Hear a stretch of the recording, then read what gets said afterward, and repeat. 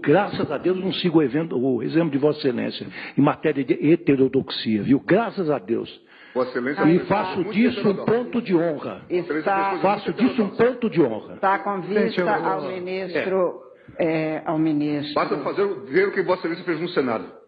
Do Senado, basta ver o que Vossa Excelência faz diariamente nos jornais. É uma atitude absolutamente, a meu ver, incompatível com... os absurdos que Vossa Excelência faz. Não, absurdos não. Vossa Excelência retire o que disse, porque não existe. Vossa Excelência está faltando com decoro, não é de hoje. E eu repilo qualquer... Vossa Excelência, por favor, me esqueça. Não retiro. Isso. Bom, então, Vossa Excelência se mantenha como está. Eu afirmo que Vossa Excelência está faltando com decoro. Aliás, eu gostaria de pedir, sinceramente, ao eminente revisor, se seria possível a Sua Excelência distribuir o seu voto antes do início da sessão, como eu tenho feito, porque facilita o debate. Ministro, não é praxe isso, e meu voto está justamente em função do fatiamento, está num permanente fazer e refazer-se. E eu tenho tomado cuidado de incorporar de última hora, inclusive, as observações sempre judiciosas de Vossa Excelência, e, portanto, eu não tenho o voto pronto antes do julgamento. E não posso fazer. O ministro Lewandowski teve que fazer uma adaptação metodológica. Exatamente. Então é natural que ele experimente dificuldade em distribuir. Eu estou sempre, senhor presidente, sempre incorporando as observações do relator, dos colegas, dos memoriais que eu recebo, e meu voto, Vossa Excelência podem verificar, e às vezes eu tenho várias folhas soltas, eu não tenho um voto ordenado como eu tinha no começo do julgamento, réu por réu. Somos eu acho o seguinte, ministro relator, quem quiser ouvir o meu voto tem que estar aqui no plenário e prestar atenção no que eu estou dizendo. Este é exatamente o sentido de um julgamento colegiado. Data venha. Muito bem que nem sempre, quando a leitura porta sobre textos muito longos, nós temos condições de absorver tudo. Anteveja esse tipo de manobra. Porque não se pode fazer isso com o Supremo Tribunal Federal. Agora eu vou dar uma desperto e vou conseguir a decisão do aborto. De preferência, na turma com 3 ministros. Aí a gente faz um 2-1. E deixa de fora desse seu mau sentimento. Você é uma pessoa horrível. Uma mistura do mal com atraso e pitadas de psicopatia. Isso não tem nada a ver com o que está sendo julgado. É um absurdo, Vossa Excelência, aqui, fazer um comício cheio de ofensas, grosserias. Vossa Excelência não consegue articular um argumento, fica procurando, já ofendeu a presidente, já ofendeu o ministro Fux, agora chegou a mim. A vida para Vossa Excelência é ofender as pessoas, não tem nenhuma ideia. Não tem nenhuma ideia. Nenhuma. Só ofende as pessoas. Ofende as pessoas. Qual é a sua ideia? Qual é a sua proposta? Nenhuma. É bilis, ódio, mau sentimento, mal secreto. É uma coisa horrível. Vossa Excelência nos envergonha. Vossa Excelência é uma desonra para o tribunal. Uma desonra para todos nós. Um temperamento agressivo, grosseiro, rude. É péssimo isso. Vossa Excelência sozinho desmoraliza o tribunal. É muito ruim. É muito penoso para todos nós. Temos que conviver com Vossa Excelência aqui. Não tem ideia, não tem patriotismo, está sempre atrás de algum interesse que não é o da justiça. Uma coisa horrorosa. Uma coisa horrorosa, uma vergonha, um constrangimento. É muito feio isso. Isso é um Supremo Tribunal Federal. Presidente, eu estou com a palavra e continuo. Presidente. Mas, após o julgamento do Supremo, surgiram vozes na sociedade dizendo que a pena teria sido excessiva.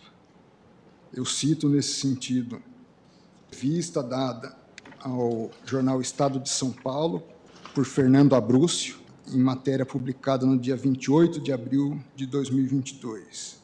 Diz a chamada da matéria: pena de Daniel Silveira foi um pouco exagerada e Congresso não deu suporte ao STF, diz pesquisador. Permite, ministro André? Permito. O Abrúcio é jurista? Não, é cientista. Não, só para que conste nos anais. Mas cito também Fernando Capês, no consultor jurídico, que foi colega de Vossa Excelência. E à época candidato a deputado pelo partido do presidente. E cito Valdo Cruz, a que ele não faz referência a nenhum jurista. Também não jurista. Não, não é. Mas ele diz o seguinte, salvo que a gente vai dizer que seja fake news. Podemos até dizer. Levando em conta quem está sendo julgado, é possível. Diz Valdo Cruz, apesar de condenação correta, pena aplicada a Silveira pode ter sido pesada. Avalia parte do STF. Não sei que parte é essa. A minha avaliação foi feita nos autos, então não toquei nesse assunto. Sei dos preconceitos. A palavra ao ministro André não Mendonça. da mesma forma, mas segmentos religiosos também sofrem preconceitos, não estão percebidos. Principalmente os de matriz africana. Não são os evangélicos que sofrem, não são os católicos. Também. Os católicos também vão sofrer a vida inteira. Agora, no Brasil, a religiosidade, os cultos são os de matriz africana.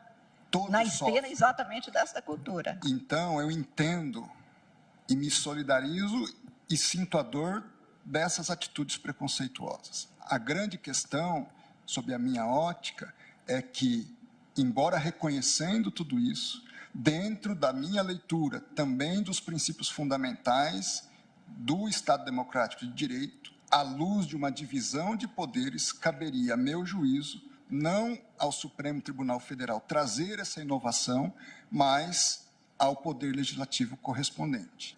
Permita-me apenas fazer um registro final dos meus mais profundos respeitos à comunidade negra. Nós somos um só povo, uma só raça, uma só nação.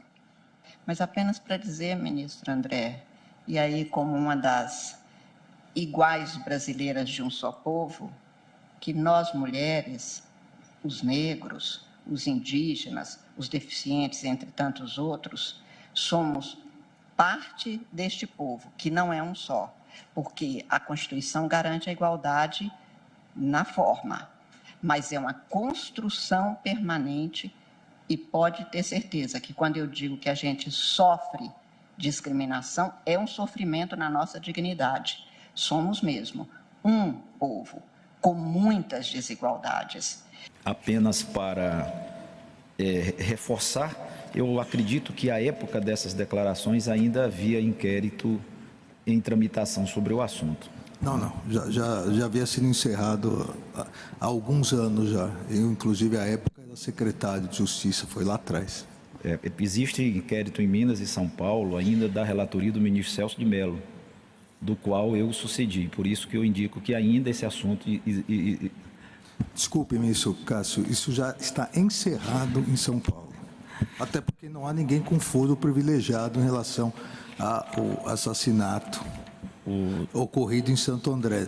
Não consta que nenhum deputado, senador tenha participado. Não me reporto ao assassinato em si, e sim aspectos que dizem respeito à relação do partido com o crime organizado, e isso ainda, à época, havia tramitação, e eu me recordo porque eu herdei esse processo ainda da relatoria do ministro Celso de Mello, mas não é especificamente em relação ao assassinato, não é isso que eu me refiro.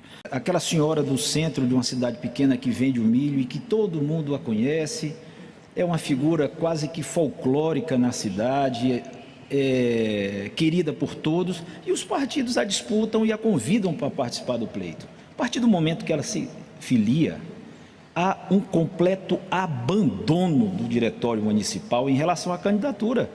Então a gente precisa ter um pouco de empatia com essas mulheres que se candidatam e são abandonadas pelo partido. Nunca participaram de uma campanha eleitoral, não sabe como percorrer esse caminho durante o pleito. Vossa Excelência, como eu, talvez mais eu do que Vossa Excelência, conheço o que é uma vida no interior, no interiorzão bravo de um sertão mineiro. O que a gente quer, nós mulheres, não é empatia, é respeito aos nossos direitos, mas é preciso e é essa a educação que a Justiça Eleitoral tem a tradição de oferecer, de reconhecê-la como pessoa dotada de autonomia e capaz, sem precisar de ser amparada, cotejada. Isso é o que nós mulheres não queremos, ministro. Com todo respeito, eu entendo quando Vossa Excelência afirma de uma forma que soa para nós mulheres quase paternal, dizendo: é preciso que tenha empatia. Não, é preciso que tenha educação cívica para todos os cidadãos brasileiros igualmente participarem livremente, autonomamente, com galhardia das campanhas eleitorais, da vida política de um país. Não é considerando o que nós temos considerado aqui, e esta é uma ótima tradição que vem em benefício da igualdade constitucionalmente estabelecida e que nós tanto almejamos, porque nós, mulheres, sabemos exatamente o que é ser tratado em desvalor. Não é desvalorizando e achando que mulheres são coitadas, porque coitadas não somos. Somos pessoas autônomas, igualmente, em condições iguais ao dos homens, e por isso, quando se fala que o partido abandonou, como outrora dizia, se o marido abandonou a coitada, não tem coitado, não. Nós não queremos ser coitadas, nós queremos ser cidadãs iguais. Muitas vezes coitados são homens e ninguém assim considera.